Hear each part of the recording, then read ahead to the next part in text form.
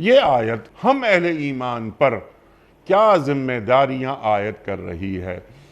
میرا اشارہ آپ سمجھ گئے ہوں گے کہ ہم اہل کتاب کے ساتھ کس طرح کا مکالمہ کریں، کس طرح ان کو ایک شائستہ انداز میں، حکیمانہ انداز میں دین کی بات پہنچائیں اور دین کا وہ پیغام اور وہ نوید سنائیں جو قرآن کریم بیان کر رہا ہے، جس کی تشریح آپ نے فرما دی۔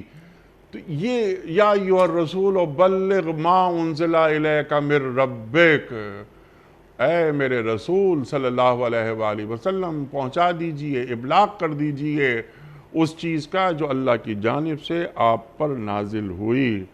ختم نبوت ہو گئی، کار نبوت باقی ہے۔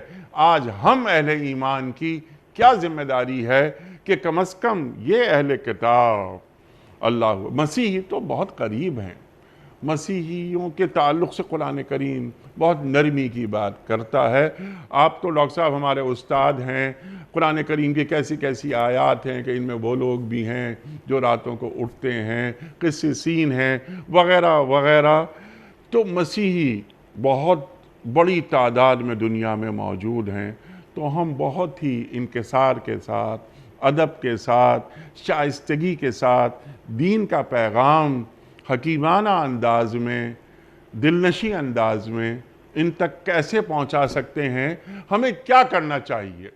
انیق بھائی، یہ آپ کی جو بات ہے یہ بہت ہی قابل توجہ اس اعتبار سے ہے کہ قرآن اور اللہ کے رسول صلی اللہ علیہ وسلم مسلسل اور بار بار ہمیں اسی بات کی تعلیم دے رہے ہیں۔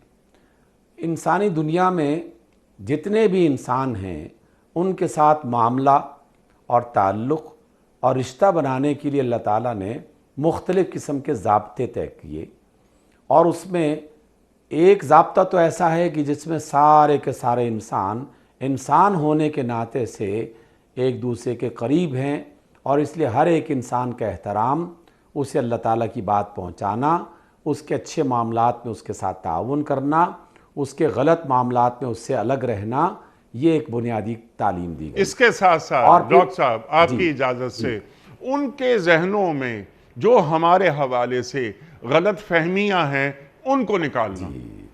ہاں، یہ بہت بڑی بات آپ نے کہی۔ حقیقت میں دنیا میں ایک بہت بڑی تعداد انسانوں کی، اور خود ہمارے اندر بھی ایسے لوگ موجود ہیں کہ جو اختلاف کسی غلط فہمی کی وجہ سے کر رہے ہوتے ہیں، کم علمی کی وجہ سے کر رہے ہوتے ہیں، یا نادانی کی وجہ سے کر رہے ہوتے ہیں۔